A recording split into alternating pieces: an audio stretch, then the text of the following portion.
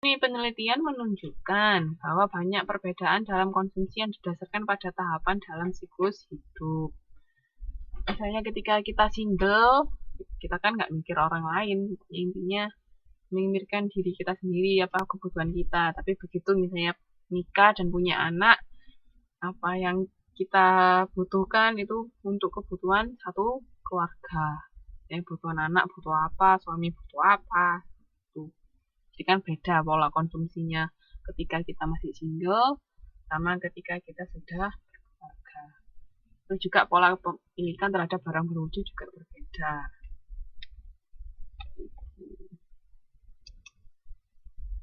Oke, sampai sini ada mau ditanyakan nggak tentang keluarga?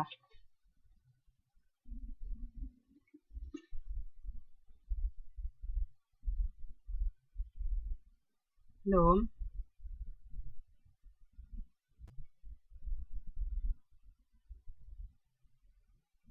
Oke.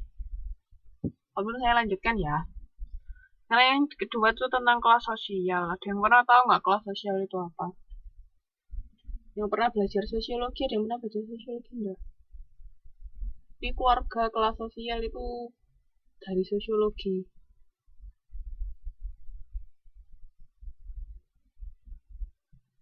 Ada yang pernah tahu? Kelas gaya hidup. Yang lain?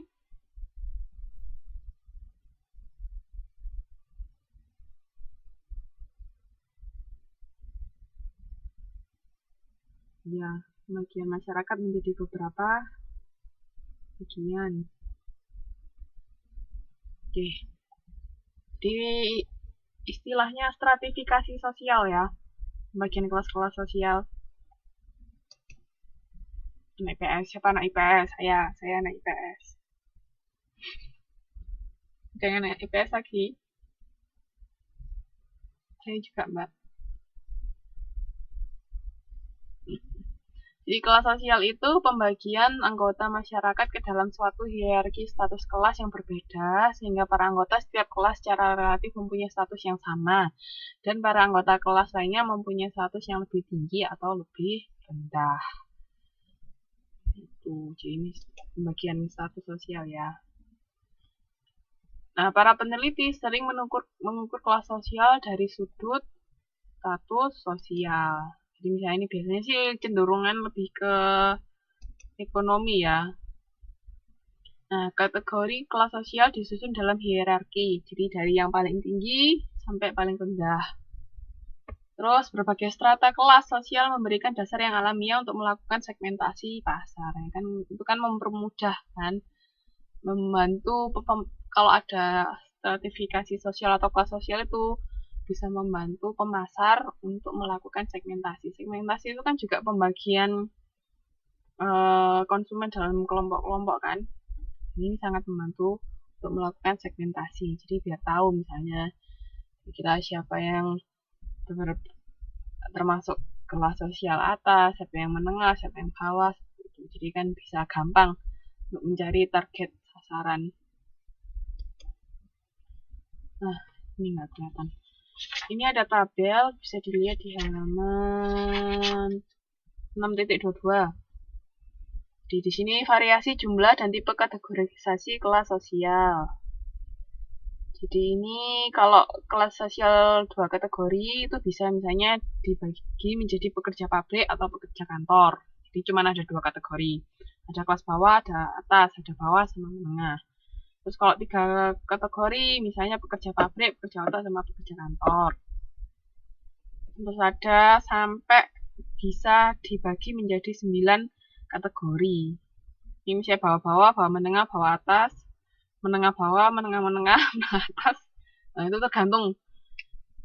tergantung kebutuhannya mau dibagi jadi berapa kelompok.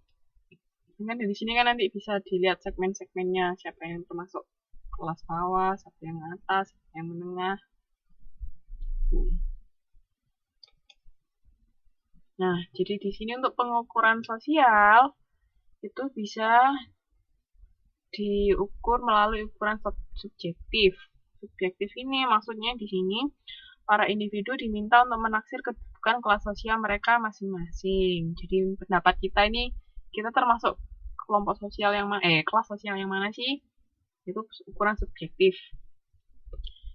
Terus kalau ukuran reputasi yang kedua itu memerlukan informasi mengenai masyarakat yang dipilih untuk membuat pertimbangan awal mengenai keanggotaan kelas sosial orang lain dalam masyarakat. Tetapi tugas akhir untuk menetapkan kedudukan kelas sosial para anggota masyarakat berada di tangan peneliti yang terlatih.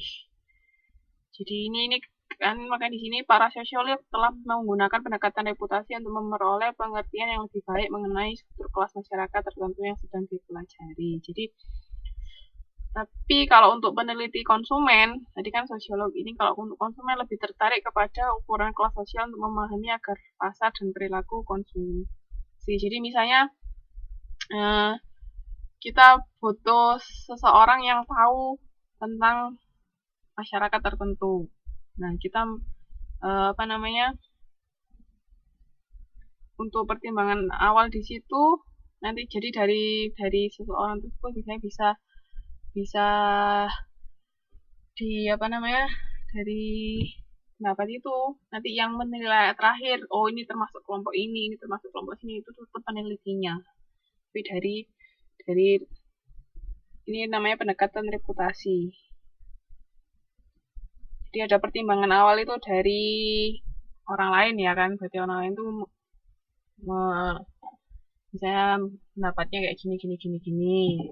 Tapi perkara terakhirnya tuh sesuai dengan pendapat orang itu tadi apa enggak, itu tergantung penelitinya. Kalau memang sesuai ya berarti sesuai sama yang dibilang itu, tapi kalau enggak ya bisa dibagi lagi, tergantung penelitinya. Nah, kalau ukuran objektif itu kalau di sini berbagai variabel demografis atau sosioekonomis yang dipilih mengenai para individu yang sedang dipelajari. Jadi dilihat dari demografis atau sosioekonomisnya ya. Jadi kayak misalnya dilihat dari jumlah penghasilan setiap bulan berapa, atau misalnya dilihat dari rumahnya misalnya tipe berapa, ada berapa kamar, terus ada MCK-nya enggak, bisa punya. Jadi itu kan bisa dilihat dari situ. Itu jadi ukuran objektif memang dengan keadaan yang sesungguhnya. Nah, ini ada yang namanya dari ukuran objektif ini ada beberapa lagi, ada yang namanya indeks variabel tunggal. Itu hanya menggunakan satu variabel sosial ekonomi untuk menilai keanggotaan kelas sosial. Misalnya cuma dilihat dari pekerjaannya misalnya, atau dari pendidikannya atau penghasilannya itu. Terus kalau indeks variabel gabungan, kan kalau tadi kan tunggal kan, berarti cuma pilih salah satu aja. Terus kalau gabungan di sini menggabungkan beberapa faktor. Jadi kayak misalnya dilihat dari pekerjaannya, dilihat dari pekerjaan, pendidikan, penghasilan, dilihat jadi satu, misalnya seperti itu. Nah, dari indeks variabel gabungan ini ada dibagi lagi dua, bisa indeks karakteristik status atau skor status sosial ekonomi. Jadi di sini kalau indeks karakteristik status itu ukuran gabungan kelas sosial yang klasik melalui Warner's Index of Status Characteristic. Jadi di sini ukuran tertimbang dari berbagai variabel sosial ekonomi seperti pekerjaan, penghasilan, modal rumah, sama daerah tempat tinggal. Terus kalau yang kedua, skor status sosial ekonomi, di sini menggabungkan tiga variabel sosial ekonomi dasar, pekerjaan, penghasilan, sama tingkat pendidikan. Nah, kan sedikit berbeda sama yang pertama. Pokoknya intinya beberapa variabel itu digabung jadi satu untuk menentukan orang ini termasuk kelas sosial yang mana. Terus yang terakhir itu ada profil gaya hidup kelas sosial. Jadi di sini di setiap kelas sosial ada faktor-faktor gaya hidup tertentu yang cenderung membedakan anggota setiap kelas dari anggota kelas lainnya. Seperti itu. Misalnya di sini bisa dilihat di halaman 6.30 ada tabel 6.4. Di situ misalnya kelas atas itu misalnya perkumpulan country club, dia cenderung keluar sejumlah kecil keluar